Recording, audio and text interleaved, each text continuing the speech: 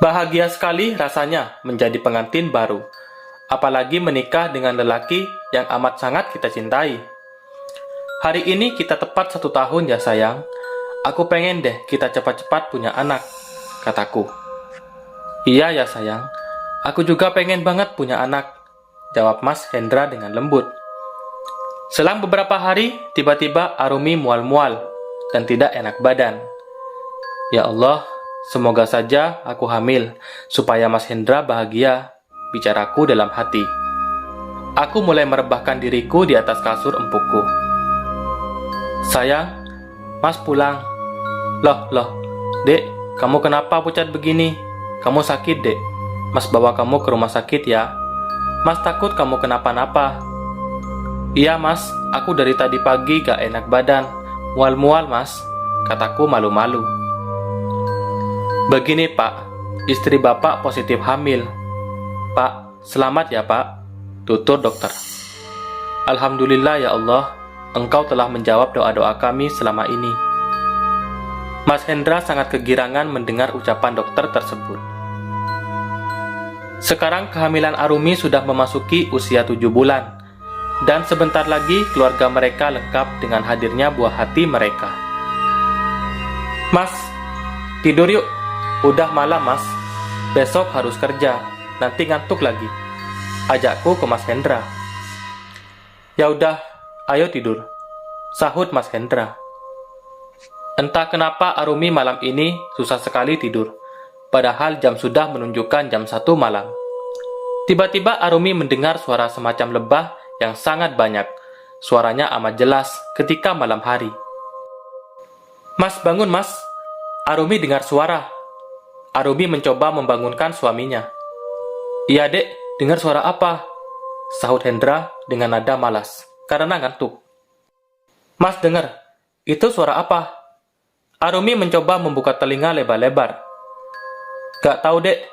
Udah tidur aja, udah malam. Besok Mas harus kerja. Hendra kembali melanjutkan tidur tanpa menghiraukan Arumi. Mas kerja dulu ya. Assalamualaikum. Hendra mengecup manja kening Arumi. Ketika Arumi ingin menutup pintu, tiba-tiba, Arumi! Seseorang memanggil nama Arumi dengan nyaring.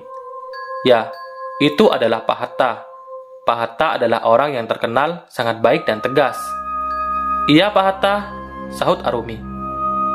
Malam tadi saya melihat ada 3 kuyang yang mengelilingi rumah kamu, tutur Pak Hatta dengan nada hati-hati agar tidak membuat Arumi ketakutan.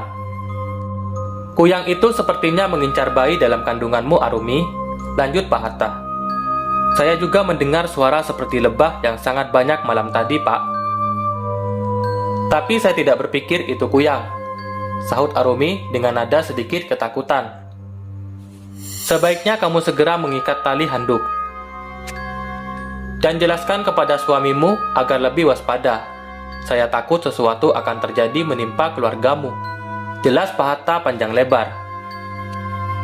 Assalamualaikum. Terdengar suara laki-laki yang sangat akrab Arumi dengar. Ya, itu adalah Mas Hendra. Mas udah pulang. Arumi mengecup punggung tangan Hendra dengan patuh. Mas mau aku buatkan kopi atau teh? Tanya Arumi. Mas mau kopi aja, sahut Hendra di balik kamar mandi. Setelah selesai mandi, Arumi mulai bercerita tentang apa yang dilihat tetangganya tadi malam. Mas, kata Pak Hatta, dia tadi malam melihat kuyang di atas rumah kita. Aku jadi takut deh. Apa kita nginep di rumah ibu aja kali ya, untuk sementara waktu? Pinta Arumi. Apa benar itu kuyang, Dek? Setahu Mas, di kampung kita tidak ada kuyang, sahut Hendra dengan nada bingung. Atau kita ke rumah Pak Hatta saja untuk bertanya masalah kuyang ini, Mas? Tanya Arumi. Baiklah, besok Mas juga libur, jadi kita bisa main ke rumah Pak Hatta, kata Hendra.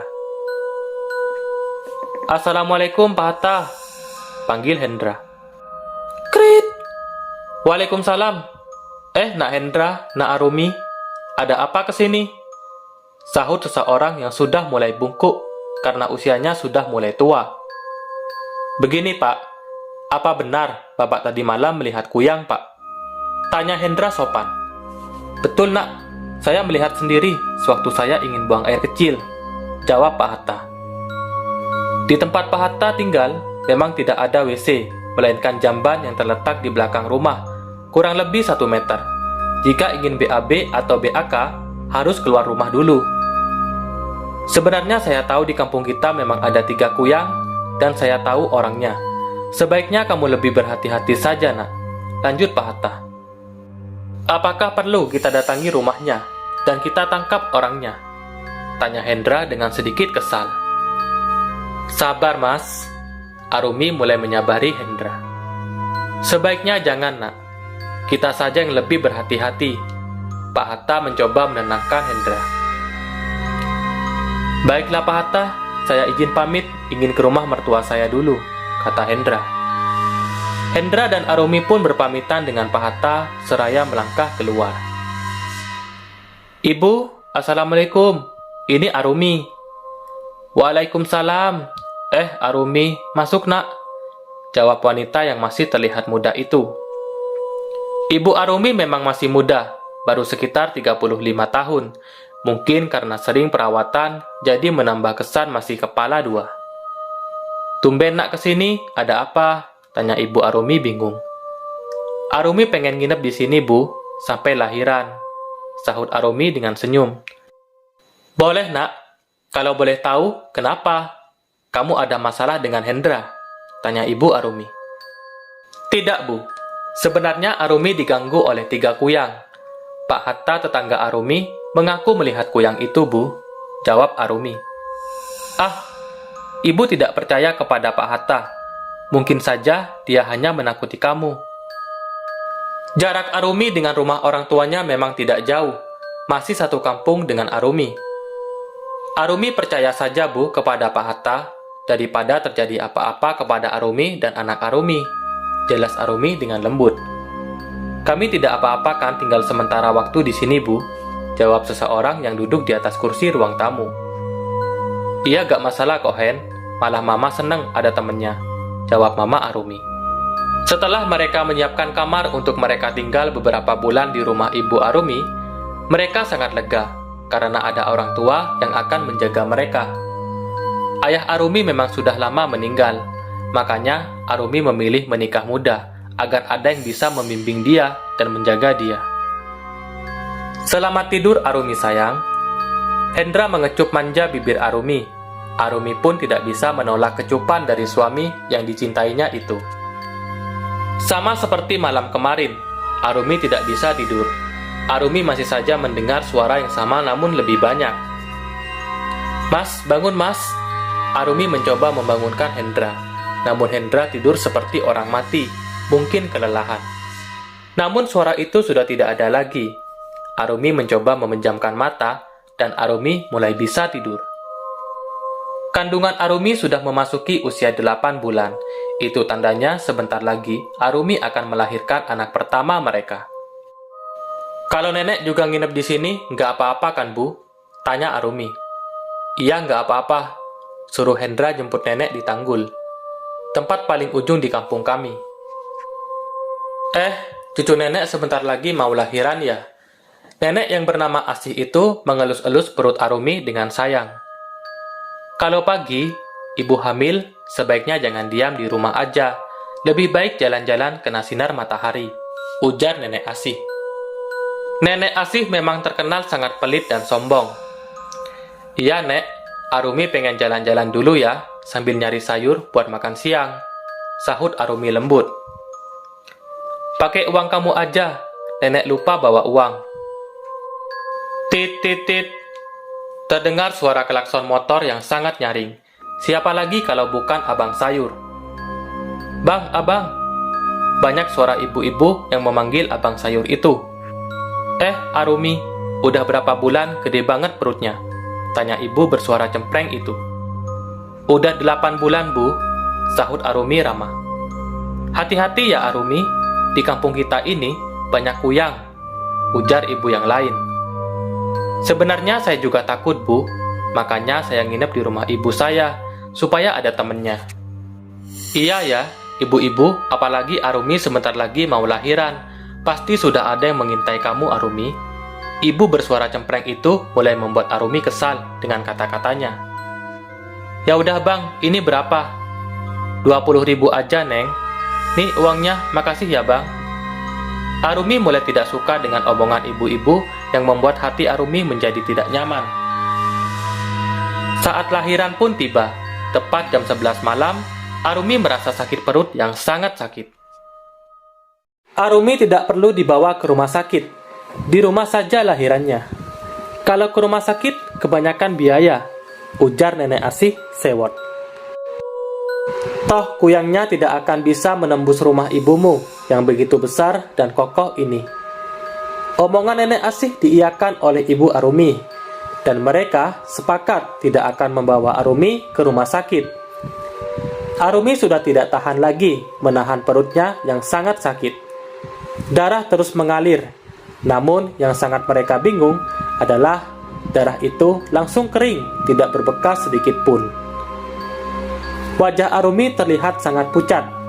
Arumi banyak mengeluarkan darah, dan bidan yang mereka panggil ke rumah tidak kunjung datang. Tok tok tok. Terdengar suara ketukan pintu dari luar rumah ibu Arumi. "Bu bidan, cepat bantu anak saya. Saya takut terjadi apa-apa kepada anak saya." Ibu Arumi terlihat sangat cemas melihat keadaan anak semata wayangnya yang kini tengah berjuang antara hidup dan mati. "Anak ibu pendarahan. Ini harus segera dibawa ke rumah sakit," ujar ibu bidan. Hendra sedari tadi hanya berada di sebelah Arumi, memegangi tangan Arumi penuh cinta. Sesekali tangan itu dikecupnya. Itulah penyemangat Arumi saat ini.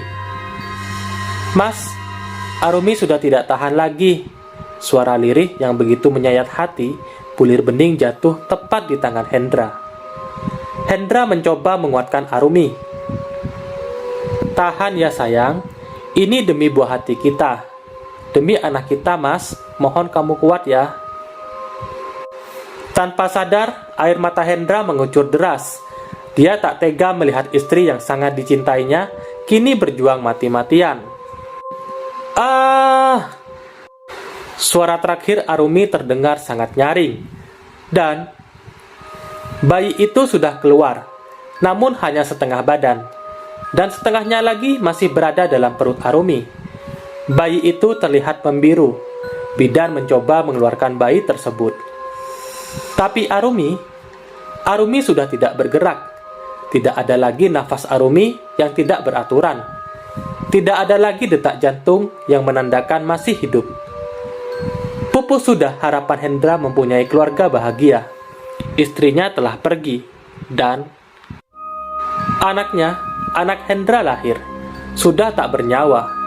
Bagian belakang bayi cantik itu terdapat lubang besar, sebesar kelereng, yang masih mengeluarkan darah. Ini semua salah ibu dan nenek.